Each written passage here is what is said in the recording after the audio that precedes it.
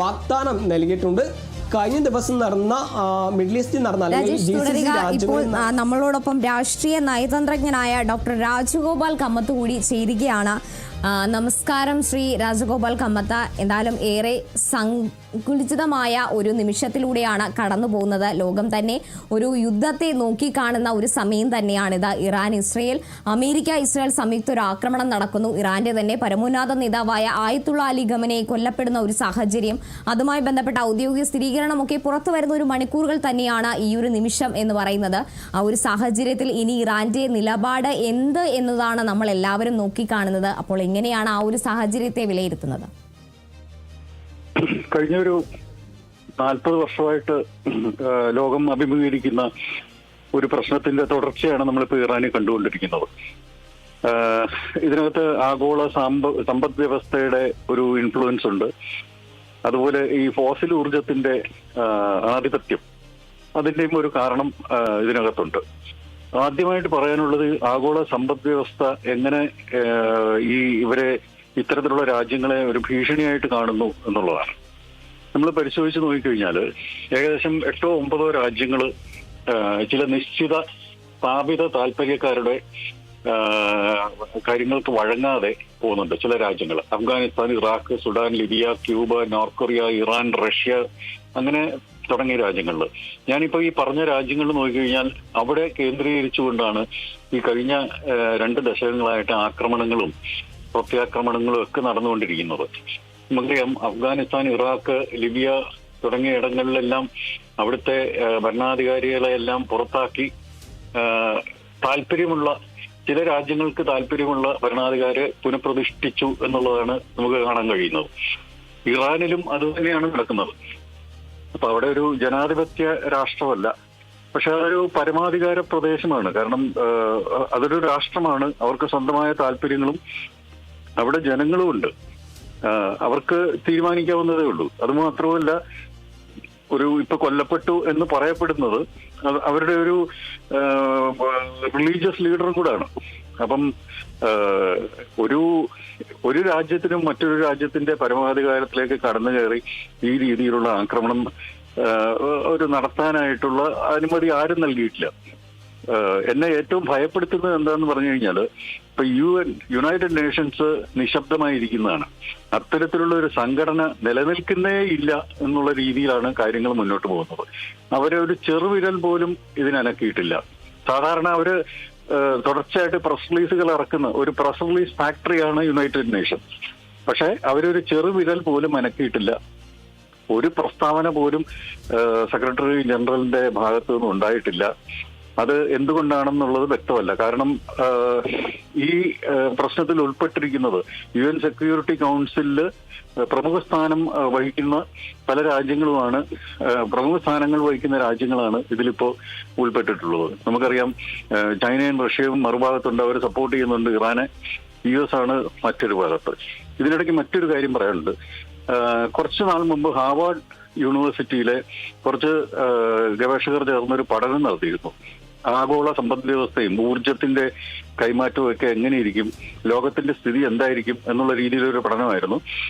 World 3 model എന്നാണ് പറയുന്നത്. അപ്പൊ അവര് പ്രവചിച്ചതനുസരിച്ച് 2040 വളരെ വലിയൊരു മാറ്റമാണ് ലോകം അഭിമുഖീകരിക്കാൻ പോകുന്നത്. പ്രത്യേകിച്ച് ഈ ഊർജത്തിന്റെ കാര്യത്തിൽ, പ്രത്യേകിച്ച് ഫോസിൽ ഊർജത്തിന്റെയും മറ്റും. അപ്പം ഈ ഊർജത്തിന്റെ കാര്യങ്ങൾ കൈപ്പിടിയിൽ ഒതുക്കുക എന്നുള്ളൊരു ലക്ഷ്യം കൂടെ ഉണ്ട്. അതുകൊണ്ടാണ് ഈ ഗ്രീൻലാൻഡിലേക്ക് പ്രത്യേകം ശ്രദ്ധ. 150 വർഷമായിട്ട് അത് കൈക്കലാക്കാൻ നോക്കിക്കൊണ്ട് ഇപ്പോൾ പ്രത്യേക താല്പര്യം വന്നിരിക്കുന്നത് അതുകൊണ്ടാണ്. കാനഡ, ഗ്രീൻലാൻഡ്, പിന്നെ ഉക്രൈൻ എന്ന് പറയുന്നത് ധാതുക്കളിൽ സമ്പന്നമായിട്ടുള്ള ഒരിടമാണ്.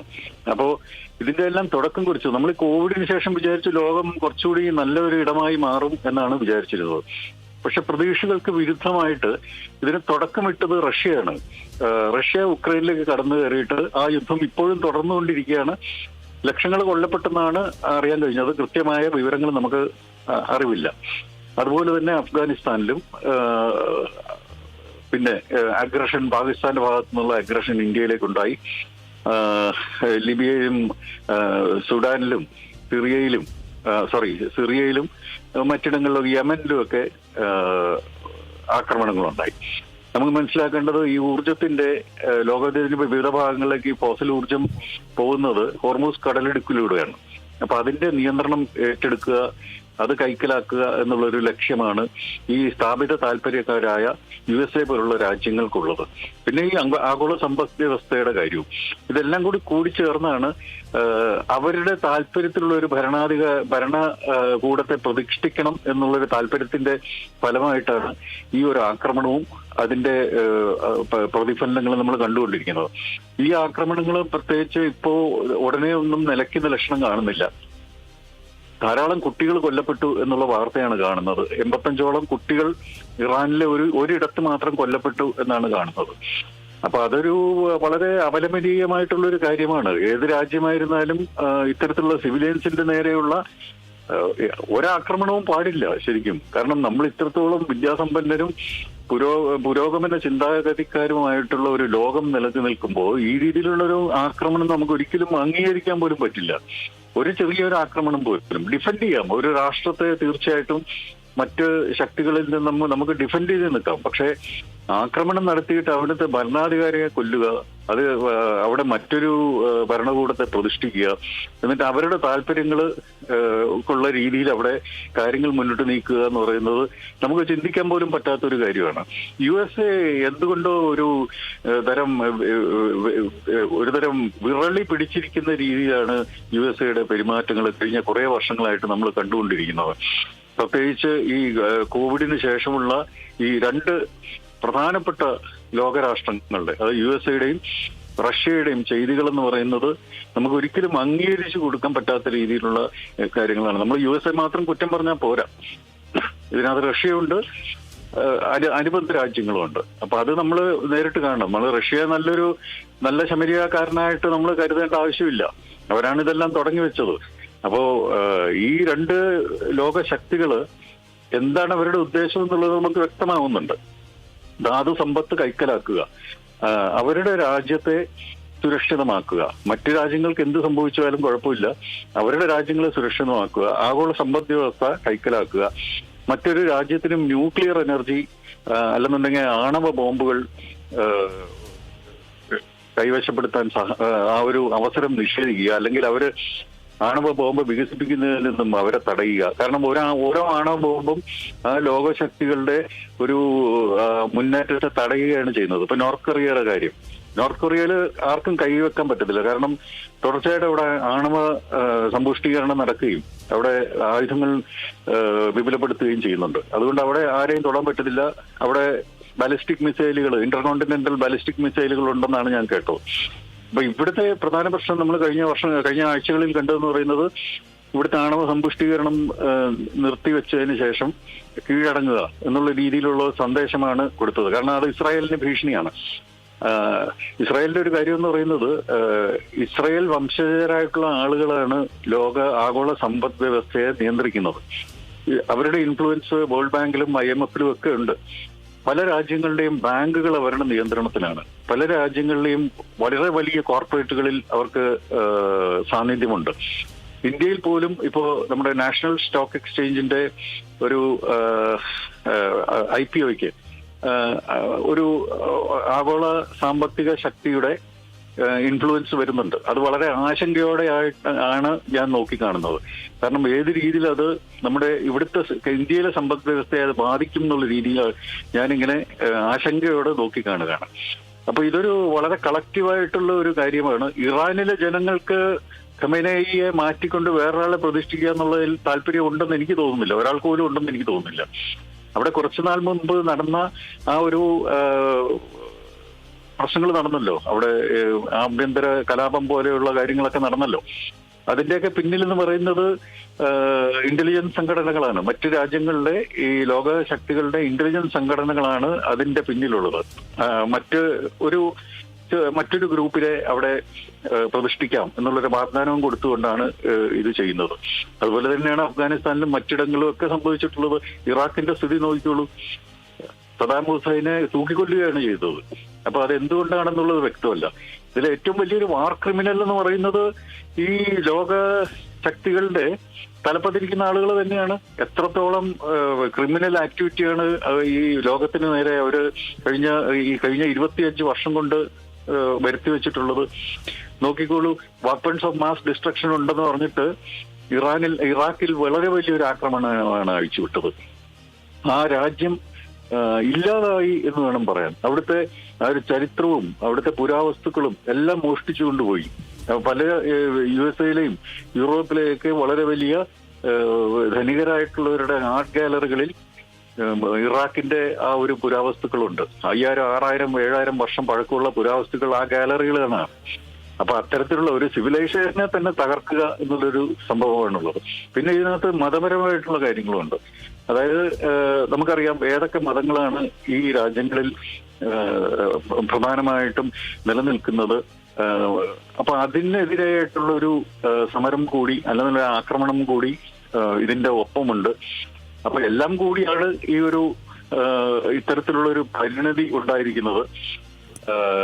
നമുക്കറിയാം ഹണ്ടിങ്ടന്റെ ഒരു പുസ്തകമുണ്ട്, clash of civilisations and remaking of the world order എന്ന് പറഞ്ഞൊരു പുസ്തകമുണ്ട്. അതിൽ പറഞ്ഞിരിക്കുന്ന കാര്യങ്ങൾ അക്ഷരം പ്രതി നടപ്പായിക്കൊണ്ടിരിക്കുകയാണ്. ഇതെല്ലാവർക്കും അറിയാം. കാരണം ഇതിനെ സൂക്ഷ്മമായിട്ട് പരിശോധിക്കുന്നവർക്ക് എല്ലാവർക്കും അറിയാം ഇത് എന്താണ് നടക്കുന്നത്. ഈ ഒരു അഗ്രഷൻ എന്ന് പറയുന്നത് നമുക്ക് ഒരിക്കലും അംഗീകരിച്ചു കൊടുക്കാൻ പറ്റില്ല. അതുപോലെ തന്നെ യുഎസിന്റെ ബേസുകൾ, അതായത് ഗൾഫ് രാജ്യങ്ങളിൽ മുഴുവൻ ഇന്നലെ ആക്രമണം ഉണ്ടായത് മുഴുവൻ യുഎസിന്റെ ബേസുകളിലാണ്. അവിടെ സിവിലിയൻസിനെ ആക്രമിച്ചിട്ടില്ല. ഇറാൻ ആക്രമിച്ചിട്ടുള്ളത് യുഎസിന്റെ ബേസുകളെ മാത്രമാണ്. അവരുടെ സാന്നിധ്യം എന്തിനാണ്? കാരണം എത്രയോ 2 കടലുകൾക്കപ്പുറമുള്ള ഒരു രാജ്യം എന്തിനാണ് ഈ സ്ഥലങ്ങളിൽ US ബേസുകൾ സ്ഥാപിക്കുന്നത്? കാരണം അവരുടെ കമ്പനികളുണ്ട്. അവിടെ ഏറ്റവും വലിയ കമ്പനി എന്ന് പറയുന്നത് US ബേസ്ഡ് ആയിട്ടുള്ള ഒരു കമ്പനിയാണ്. ഗൾഫില് സൗദി അറേബ്യയില് ഊർജം ഉൽപ്പാദിപ്പിക്കുന്നത്, ഫോസിൽ ഊർജം ഉൽപ്പാദിപ്പിക്കുന്നത്. അപ്പോൾ അതിനുള്ള സംരക്ഷണം, പിന്നെ അവിടുത്തെ ഈ ഫോസിൽ ഇന്ധനത്തിന്റെ നിയന്ത്രണം പൂർണ്ണമായിട്ടും കൈക്കലാക്കുക എന്നുള്ളൊരു ഉദ്ദേശമാണ്. കാരണം അതിന് ആഗോള സമ്പദ് വ്യവസ്ഥയെ സാരമായി ബാധിക്കാനായിട്ടുള്ള ശേഷിയുണ്ട്. ഹോർമുസ് കടലിലേക്കും ആഗോള ചരക്ക് നീക്കവും അതുപോലെയുള്ള കാര്യങ്ങളും ആണ് ഈ ഒരു പരിണതിക്ക് കാരണമായിട്ടുള്ളത്. ഇത് ഇന്ത്യയെ ഒരു തരത്തിലും ബാധിക്കാൻ പോകുന്നില്ല. കാരണം ഇന്ത്യ ഒരു പരമാധികാര രാഷ്ട്രമാണ്. നമുക്കിവിടെ എല്ലാം ഉണ്ട്. നമ്മൾ കൃഷിയടിസ്ഥാനമായിട്ടുള്ള ഒരു രാഷ്ട്രമാണ്. അത് മാത്രമല്ല നമുക്കിവിടെ എല്ലാം ടെക്നോളജിയും ഉണ്ട്, ഡിഫൻസിന് വേണ്ടിയുള്ള എല്ലാ കാര്യങ്ങളും ഉണ്ട്. സമ്പദ് വ്യവസ്ഥ വളരെ സുരക്ഷിതമാണ്. ഇന്ത്യക്ക് ഒരു രീതിയിലും ഭയക്കേണ്ട കാര്യമില്ല. അതുകൊണ്ട് തന്നെയാണ് ഇന്ത്യയെ എല്ലാവരും നോക്കി കാണുന്നത്. ഈ അടുത്ത 1-2 ദശകങ്ങൾക്കുള്ളിൽ തന്നെ ഇന്ത്യ വളരെ വലിയൊരു സാമ്പത്തിക ശക്തിയായി മാറും എന്നുള്ളതാണ് നമ്മൾ കാണുന്നത്.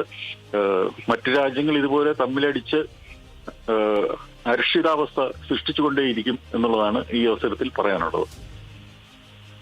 സർ, അതുപോലെ തന്നെ സാർ നേരത്തെ സൂചിപ്പിച്ചിരുന്ന ഒരു കാര്യം, ഈ സമ്പദ് വ്യവസ്ഥയുടെ കാര്യം തന്നെ. ഈ ഒരു യുദ്ധം ഇങ്ങനെ തുടരുകയാണെങ്കിൽ ഗൾഫ് മേഖലയിലടക്കം ഇറാൻ തുടരെ ആക്രമണങ്ങൾ നടത്തുന്ന ഈ ഒരു സാഹചര്യത്തിൽ ഒരു സാമ്പത്തിക യുദ്ധത്തിലേക്ക് കൂടി കാര്യങ്ങൾ പോകുന്നു എന്ന് നമുക്ക് പറയാനാകുമോ? സാമ്പത്തിക യുദ്ധം ഓൾറെഡി തുടങ്ങി കഴിഞ്ഞു. കഴിഞ്ഞ 2-3 ദശകങ്ങളായിട്ട് ഈ സാമ്പത്തിക യുദ്ധം നടന്നുകൊണ്ടിരിക്കുകയാണ്. അത് ഈ ഊർജം കൈപ്പിടിയിലാക്കുക എന്നുള്ളതാണ്. അതുപോലെ ധാതു സമ്പത്ത്, ഈ ധാതു സമ്പത്തും ഊർജവുമാണ് ശരിക്കും ഇനി ലോകത്തെ നയിക്കാൻ പോകുന്നത്. ആരുടെ കയ്യിൽ? അതുകൊണ്ടാണ് ഈ മൂൺ മിഷൻസ് ഒക്കെ നടക്കുന്നത്. ചന്ദ്രനിലേക്കൊക്കെ പോകാൻ താല്പര്യം കാണിക്കുന്നതാണ്. ചന്ദ്രനിൽ പോവുക, അവിടുത്തെ ധാതു നിക്ഷേപങ്ങൾ സ്വന്തമാക്കുക. അതുപോലെ തന്നെ ആസ്ട്രോയിഡുകൾ, അതായത് ഈ എന്താണ് പറയാ, ചിഹ്നഗ്രഹങ്ങള്, അത് ധാതു സമ്പത്തിന്റെ കലവറയാണ് ഈ ചിഹ്നഗ്രഹങ്ങൾ എന്ന് പറയുന്നത്. അതിനെ എക്സ്പ്ലോർ ചെയ്യുക, അങ്ങനെ അവിടെ നിന്നും ധാതു സമ്പത്ത് സമ്പാദിക്കുക. അതാണ് ഇതിന്റെ ഒരു പ്രശ്നം വരുന്നത്. ഇപ്പൊ കാശ്മീരിൽ തന്നെ ഇപ്പൊ ലിഥിയം ഡെപ്പോസിറ്റ്സ് കണ്ടെത്തിയിട്ടുണ്ട്, വളരെ വലിയ തോതിലുള്ള. അപ്പൊ അതുകൊണ്ട് കാശ്മീർ വീണ്ടും ഇപ്പൊ ശ്രദ്ധാകേന്ദ്രമായിരിക്കുകയാണ്. നമുക്ക് ഒരിക്കലും കാശ്മീർ ഒഴിവാക്കാൻ പറ്റില്ല. കാശ്മീരും അനുബന്ധ പ്രദേശങ്ങളും അതൊക്കെ ഇന്ത്യയുടെ ഭാഗം തന്നെയാണ്, യാതൊരു സംശയവുമില്ല. അതിനിപ്പോ ആര് അത് പറഞ്ഞാലും ശരി തന്നെ. എന്ത് സംഭവിച്ചു? US ഒരു ടാരിഫ് വന്നിട്ട് എന്ത് സംഭവിച്ചു? ഇന്ത്യക്കൊന്നും സംഭവിച്ചില്ല. ഇന്ത്യയുടെ സമ്പദ് വ്യവസ്ഥ കുറച്ചുകൂടി സ്ട്രോങ് ആയി. നമുക്കറിയാം, നമ്മൾ കാണുന്നുണ്ട്. അതുപോലെ തന്നെയാണ് മറ്റ് ഇടങ്ങളും. ഇപ്പൊ ആഫ്രിക്കയെ വെറുതെ വിട്ടിരിക്കുകയാണ്. ഇപ്പം അടുത്ത ലക്ഷ്യം എന്ന് പറയുന്നത് ആഫ്രിക്കയാണ്. അവിടെ ധാതു സമ്പത്തുണ്ട്, വളരെ വലിയ ധാതു സമ്പത്താണ് ഉള്ളത്. അപ്പൊ അത് ലക്ഷ്യം വെച്ചിരിക്കുകയാണ്. ആദ്യം ഈ ധാതു സമ്പത്തും ഊർജവും വെച്ചുകൊണ്ട് മറ്റുള്ളവരെ ചിട്ട പഠിപ്പിക്കാൻ സാധ്യതയുള്ള ഇടങ്ങളെ കൈപ്പിടിയിലാക്കുക എന്നുള്ളതാണ് ഇവരിപ്പോൾ ചെയ്തുകൊണ്ടിരിക്കുന്നത്. പ്രത്യേകിച്ച് ഈ മിഡിൽ ഈസ്റ്റിലെ രാജ്യങ്ങളെ, മിഡിൽ ഈസ്റ്റ് മൊത്തം തകർക്കുക എന്നുള്ളതാണ്. അത് മതപരമായിട്ടുള്ള കാരണങ്ങൾ അതിനകത്തുണ്ട്. നിർദ്ദേശങ്ങൾ വളരെ വലിയ ഉയരങ്ങളിൽ നിന്നാണ് ഇതിനു വേണ്ടിയുള്ള നിർദ്ദേശങ്ങൾ വരുന്നത്. പിന്നെ അത് മാത്രമല്ല, കുറച്ച് പേരടങ്ങുന്ന ഗ്രൂപ്പുകളുണ്ട്. ഒരു 5 or 6 വലിയ ബിസിനസ് ഗ്രൂപ്പുകളാണ് ലോകത്തിലെ ഏറ്റവും വലിയ കോർപ്പറേറ്റുകളെയും സ്റ്റോക്ക് എക്സ്ചേഞ്ചുകളെയും ബാങ്കുകളെയും കൈകാര്യം ചെയ്യുന്നത്. അവരുടെ സ്വാധീനം അതിനകത്തുണ്ട്. ഇന്ത്യയും ഇപ്പോൾ അതിന് വശംവദരായിരിക്കുകയാണ്. അതൊരു വലിയ ആശങ്കയ്ക്ക് കാരണമായിട്ടുള്ളതാണ്. പ്രത്യേകിച്ച് റോത്ത് ചൈൽഡ് ഫാമിലി എന്നൊക്കെ പറയുന്ന ഗ്രൂപ്പുകൾ അവര് ഭരണാധികാരികളെ നിശ്ചയിക്കും, ആരെയാണ് ഭരിക്കേണ്ടത് എന്നവർ നിശ്ചയിക്കും. USA ഉൾപ്പെടെയുള്ള ഇടങ്ങളിൽ ആരാണ് ഭരിക്കേണ്ടതെന്ന് ഇത്തരക്കാരാണ് തീരുമാനിക്കുന്നത്. ഇപ്പോ 1900 തുടക്കം മുതൽ തന്നെ ഈ രീതിയിലുള്ള ഗ്രൂപ്പുകൾ സജീവമായിട്ടുണ്ട്. അപ്പൊ അവര് തന്നെ ഈ ലോക മഹായുദ്ധങ്ങളെ ഫൈനാൻസ് ചെയ്തിട്ടുണ്ട്. ചില രാഷ്ട്രങ്ങൾക്ക് സാമ്പത്തിക സഹായം കൊടുത്തിട്ടുണ്ട് ആ സമയത്ത്. കാരണം പിന്നീട് അവര് അധികാരത്തിൽ വരുമ്പോൾ അവർക്ക് വേണ്ട സഹായങ്ങൾ ചെയ്തു കൊടുക്കും എന്നുള്ള രീതിയിൽ ഈവൻ റഷ്യയിൽ പോലും സോവിയറ്റ് യൂണിയനിൽ പോലും അവരുടെ ഇൻഫ്ലുവൻസ് നേരത്തെ ഉണ്ടായിട്ടുണ്ട്. നമ്മളൊരു സീരിയസ് ആയിട്ടുള്ള ഒരു കാര്യം പരിശോധിച്ചു കഴിഞ്ഞാല് ഈ സമ്പത്താണ് ഇതിനകത്ത് പ്രധാനമായിട്ടും വരുന്നത്. ഈ ആയുധം, എണ്ണ, ന്യൂക്ലിയർ എനർജി, ഇതാണ് ലോകത്തെ ഇപ്പൊ നയിച്ചുകൊണ്ടിരിക്കുന്നത്. ഇതിനു വേണ്ടിയുള്ള ആധിപത്യത്തിന്റെ ശ്രമമാണ് നടന്നുകൊണ്ടിരിക്കുന്നത്. കാരണം ഇതാണ് അതിന്റെ കൂടെ തന്നെ ഇപ്പൊ ഏറ്റവും പുതിയതായിട്ട് വന്നിട്ടുള്ളത് ധാതു സമ്പത്താണ്. ധാതു സമ്പത്തുള്ള രാഷ്ട്രങ്ങളെ ലക്ഷ്യം വെക്കുക എന്നുള്ള സംഭവമാണ് ഇപ്പൊ നടന്നുകൊണ്ടിരിക്കുന്നത്. നമ്മുടെ വോൾട്രി മോഡല് യഥാർത്ഥമാവുകയാണെങ്കിൽ വളരെ വലിയൊരു പ്രശ്നത്തിലേക്കാണ് നമ്മൾ നീങ്ങിക്കൊണ്ടിരിക്കുന്നത്. അതുകൊണ്ടാണ് USA ഇപ്പോ മൈഗ്രൻസിനെ എല്ലാം പുറത്തു കളയണം എന്നുള്ളൊരു ഇതിൽ വന്നിരിക്കുന്നത്. നമുക്കിവിടെ വലിയ വികസനമൊന്നും ഉണ്ടായില്ലെങ്കിലും കുഴപ്പമില്ല, നമ്മുടെ ആൾക്കാരെ സംരക്ഷിക്കുക എന്നുള്ള രീതിയിലാണ് മൈഗ്രൻസിനെ അവിടെ നിന്ന് പുറത്തു കളയാനായിട്ടുള്ള കാര്യങ്ങൾ ചെയ്യുന്നത്. എത്രത്തോളം കുറയ്ക്കാൻ പറ്റുമോ അത്രത്തോളം ആളുകളെ കുറയ്ക്കുക എന്നുള്ളത്. കാരണം അത്രത്തോളം ഊർജം സേവ് ചെയ്യുക എന്നുള്ളൊരു ഉദ്ദേശമാണ് USA പോലുള്ള രാഷ്ട്രങ്ങൾ നോക്കിക്കാണുന്നത്. അതുകൊണ്ടാണ് ഈ കാനഡ ഞങ്ങൾ അടുത്ത സ്റ്റേറ്റ് ആണ്, ഗ്രീൻലാൻഡ് ഞങ്ങളുടേതാണ്, പിന്നെ സൗത്ത് അമേരിക്ക മുഴുവൻ ഞങ്ങളുടേതാക്കും എന്നുള്ള രീതിയിലുള്ള ഭീഷണികളൊക്കെ വരുന്നത്. അവർക്ക് ചെയ്യാൻ മടിയില്ല. കാരണം അവരുടെ കയ്യിൽ ധാരാളം ആയുധമുണ്ട്. മറ്റൊന്ന് പറയാനുള്ളത് അവരുടെ ഡോളർ പ്രിന്റിങ്ങിന്റെ കാര്യമാണ്. ഈ ഡോളർ പ്രിന്റിംഗ് നമുക്ക് ഇഷ്ടംപോലെ ഡോളർ പ്രിന്റ് ചെയ്യാം, എത്ര ഡോളർ വേണമെങ്കിലും പ്രിന്റ് ചെയ്യാം. അപ്പൊ ആഗോള സമ്പദ് വ്യവസ്ഥയുടെ നട്ടെല്ല് എന്ന് പറയുന്നത് ഡോളർ വിനിമയമാണ്. അതിനുള്ള മാറ്റങ്ങൾ ഇപ്പൊ കണ്ടു തുടങ്ങിയിട്ടുണ്ടെങ്കിലും അതൊരു ഭീഷണിയാണ്. ഇപ്പൊ നമ്മുടെ ബ്രിക്സിന്റെ കറൻസിയും മറ്റും ഒക്കെ ഭീഷണിയാണ്. ഇറാഖിന്റെ കാര്യം തന്നെ എടുത്തു കഴിഞ്ഞാൽ ഡോളറിന്റെ ആ ഒരു ആധിപത്യം അവസാനിപ്പിക്കാനായിട്ട് സദാം ഹുസൈൻ ശ്രമിച്ചിരുന്നു.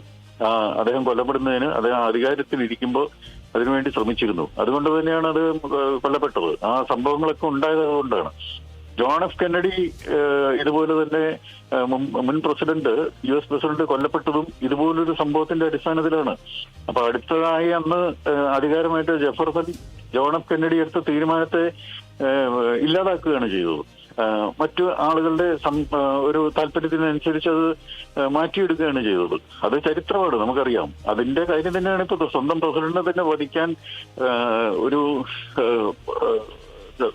ഒരു മടിയുമില്ലാത്ത കാബാലികരാണ് ഈ സമ്പദ് വ്യവസ്ഥയെ നിയന്ത്രിക്കുന്ന ഗ്രൂപ്പുകൾ. അത് നമുക്ക് മനസ്സിലാക്കേണ്ട ആവശ്യമുണ്ട്. ഇന്ത്യ അധികം ഇതിലേക്ക് ഈ ചതിക്കുഴികളിലേക്ക് വീഴാതിരിക്കുക എന്നുള്ളതാണ് ശ്രദ്ധിക്കേണ്ടത്. ഇന്ത്യയിൽ പല കോർപ്പറേറ്റുകളുടെ മെജോറിറ്റി ഷെയർസും ഈ രീതിയിലുള്ള ഗ്രൂപ്പുകളുടെ കയ്യിലാണ്. ഫോറിൻ ഡയറക്റ്റ് ഇൻവെസ്റ്റ്മെന്റ് എന്ന് പറയുന്ന രീതിയിലുള്ള ഒരു ചെല്ലപ്പേരിലാണ് ഈ രീതിയിലുള്ള ഇൻവെസ്റ്റ്മെന്റ്സ് നടക്കുന്നത്. അവർ തന്നെയാണ് നമ്മുടെ ഇവിടെ ഇപ്പോഴത്തെ അൾട്രാ പ്രോസസ്ഡ് ഫുഡ്സ്, USA നിന്നൊക്കെ എത്തുന്ന GMO ജനറ്റിക്കലി മോഡിഫൈഡ് ഫുഡ്സും അൾട്രാ പ്രോസസ്ഡ് ഫുഡ്സും ഇവിടെ അതിന്റെ പ്രളയം സൃഷ്ടിക്കാനായിട്ടാണ് ശ്രമിച്ചുകൊണ്ടിരിക്കുന്നത്. അത് ഇന്ത്യയിലെ കർഷകരെ വളരെ ദോഷകരമായിട്ട് ബാധിക്കും.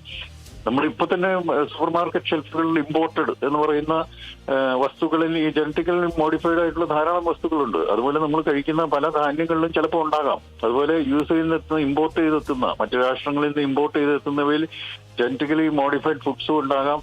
അതുപോലെ ഫാക്ടറികളിൽ ഉണ്ടാക്കുന്ന രീതിയിലുള്ള ഭക്ഷണവും നമ്മുടെ കയ്യിലെത്തുന്നു. ഇപ്പൊ ചിപ്സും ഒക്കെ ഉണ്ടല്ലോ, അതിന് പേരൊന്നും ഞാൻ പറയുന്നില്ല. ധാരാളം ചിപ്സുകളുണ്ട്. അതൊക്കെ ഫാക്ടറിയിൽ ഉണ്ടാക്കുന്ന ചിപ്സുകൾ, ഇൻഡസ്ട്രിയൽ മെയ്ഡ് ചിപ്സ് ആണ്, ആർട്ടിഫിഷ്യൽ ആണ്, കൃത്രിമമാണ് അതൊക്കെ.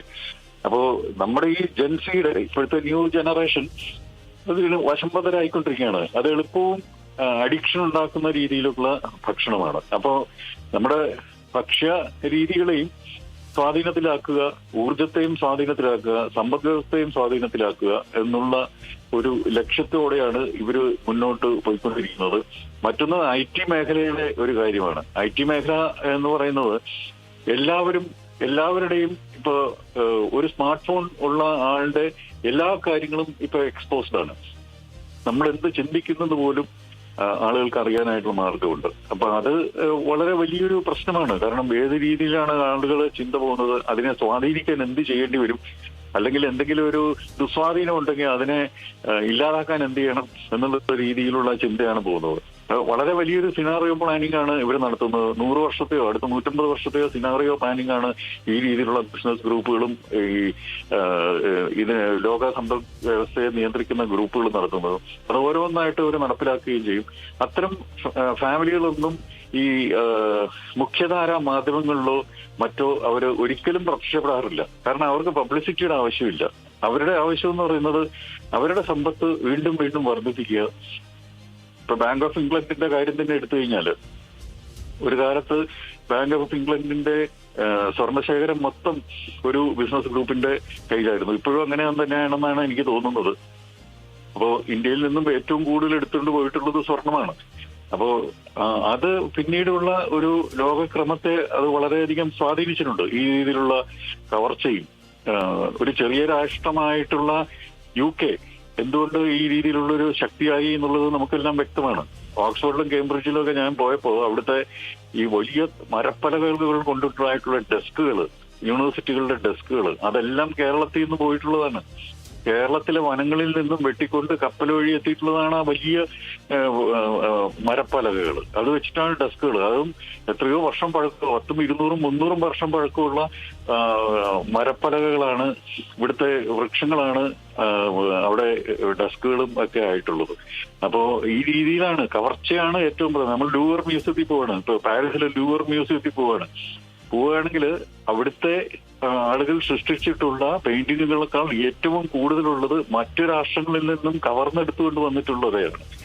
അപ്പോ അവർക്ക് അവരുടേതായിട്ടുള്ള ഒരു ചരിത്രം ഒരിക്കലും പറയാൻ പറ്റുന്നില്ല. പക്ഷെ ഇന്ത്യക്കാണെന്നുണ്ടെങ്കിൽ എത്രയോ വർഷത്തെ സഹസ്രാബ്ദങ്ങളുടെ പഴക്കമുള്ള ചരിത്രവും പാരമ്പര്യവും ഉണ്ട്. അപ്പൊ അത്തരത്തിലുള്ള ഇടങ്ങളെ നിഷ്പ്രഭമാക്കുക എന്നുള്ള ഉദ്ദേശമാണ്. ഇറാഖിന്റെ കാര്യം എടുത്താലും ഇറാന്റെ കാര്യം എടുത്താലും മിഡിൽ ഈസ്റ്റിന്റെ പ്രധാനപ്പെട്ട ഇടങ്ങൾ, ഇപ്പൊ ലിബിയ, സിറിയ, ലെബനോൺ തുടങ്ങിയ കാര്യങ്ങൾ എടുത്തു കഴിഞ്ഞാൽ അവർക്കൊക്കെ വളരെ വലിയൊരു ചരിത്രമുള്ള രാജ്യങ്ങളാണ്. അപ്പൊ അത്തരത്തിലുള്ള ചരിത്രമുള്ള രാജ്യങ്ങളെ ഇല്ലാതാക്കുക എന്നുള്ളൊരു പരിശ്രമം കൂടി ഇതിനകത്തുണ്ട്. ഇതെല്ലാം കൂടി കൂട്ടി വായിക്കുമ്പോൾ ഇതൊരു ലോകത്തെ സഹായിക്കാൻ വേണ്ടിയുള്ള ഒരു ശ്രമമല്ല ഇപ്പൊ നടന്നുകൊണ്ടിരിക്കുന്നത്. ഇത് പൂർണ്ണമായിട്ടും ചില സ്ഥാപിത താല്പര്യങ്ങൾ അടിച്ചേൽപ്പിക്കാനായിട്ട്, അവിടുത്തെ ജനങ്ങളുടെ മേളിൽ അടിച്ചേൽപ്പിക്കാനും ലോകത്തിന്റെ മേളിൽ അടിച്ചേൽപ്പിക്കാനുമായിട്ടുള്ള ഒരു ശ്രമമാണ് നടന്നുകൊണ്ടിരിക്കുന്നത്. അത് തന്നെയാണ് അവരുടെ എല്ലാ പ്രോഗ്രാമുകളിലും, ഇപ്പൊ ഈവൻ സ്പേസ് മിഷനുകളിൽ പോലും നടന്നുകൊണ്ടിരിക്കുന്നത്. അതാണ് ആധിപത്യം സ്ഥാപിക്കുക എന്നുള്ളതാണ്. അപ്പൊ അത് ഒരു നല്ല സൂചനയല്ല. അപ്പൊ എല്ലാ രാഷ്ട്രങ്ങളും അതിനെക്കുറിച്ച് ബോധവാന്മാരാകുക, ജനങ്ങൾ ഇതിനെക്കുറിച്ച് ബോധവാന്മാരാകുക. ഞാൻ ശ്രദ്ധിക്കുന്നത് ഇറാനിലെ ജനങ്ങൾ എന്താണ് പറയുന്നത് എന്നുള്ളതാണ് ഞാൻ ശ്രദ്ധിച്ചുകൊണ്ടിരിക്കുന്നത്. അവർക്ക് എന്താണ് പറയാനുള്ളത് എന്നുള്ളതാണ്. അപ്പൊ അതാണ്, അവർക്ക് വലിയ വാഗ്ദാനങ്ങളെ കൊടുത്തിട്ടുണ്ടാവും. അവിടെ റീസ്ട്രക്ചറിംഗ് എന്ന് പറയുന്ന ഏർപ്പാട്, അതിനുവേണ്ടി കുറെ കമ്പനികൾ, US കമ്പനികൾ അവിടെ ലാൻഡ് ചെയ്യും. അവർ ദശകങ്ങളോളം അവിടുത്തെ സമ്പത്ത് ഊറ്റിക്കൊണ്ടു പോകും. അത് തന്നെയാണ് ഈ മിഡിൽ ഈസ്റ്റ്, സൗദി അറേബ്യ, മറ്റു UAE തുടങ്ങിയ രാജ്യങ്ങളൊക്കെ എതിർക്കുന്നതും അതുകൊണ്ട് തന്നെയാണ്. അവരിപ്പോ കുറച്ച് സൂക്ഷിച്ച് ഇരിക്കുകയാണ്. പക്ഷെ എന്നിരിക്കലും അവരുടെ US-ന്റെയും മറ്റുമൊക്കെ ഇൻഫ്ലുവൻസ് ഭയങ്കരമായിട്ട് ആ ഇടങ്ങളിലുണ്ട്. അത് ഒരിക്കലും നമുക്ക് അംഗീകരിച്ചു കൊടുക്കാൻ പറ്റില്ല. ഈ രീതിയിലുള്ള ഒരു ലോകക്രമം നമുക്ക് അംഗീകരിച്ചു കൊടുക്കാൻ പറ്റില്ല. എനിക്ക് തോന്നുന്നത് ഒരു കാലത്തും US പ്രതീക്ഷിക്കുന്ന രീതിയിലുള്ള ഒരു ലോകക്രമം ഉണ്ടാകാൻ പോകുന്നില്ല. കാരണം മറ്റു രാഷ്ട്രങ്ങളെല്ലാം, ഇന്ത്യയിൽ പെടുന്ന മറ്റു രാഷ്ട്രങ്ങളെല്ലാം വളരെ മുന്നേറി കഴിഞ്ഞു. ഇത് മിക്കവാറും US എന്ന് പറയുന്ന ഒരു ബുള്ളി രാഷ്ട്രത്തിന്റെ ആ ഒരു മുന്നേറ്റത്തിന്റെ ഒടുക്കമായിരിക്കും, അല്ലെന്നുണ്ടെങ്കിൽ അതിന്റെ തുടക്കമായിരിക്കും എന്നുള്ളതാണ് എനിക്ക് തോന്നുന്നത്.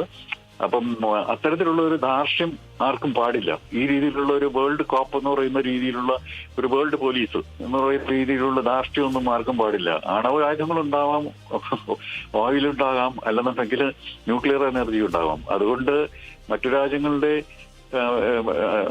അകത്ത് കടന്നു കയറിയിട്ട് അവിടുത്തെ ആളുകളെ കൊല്ലുക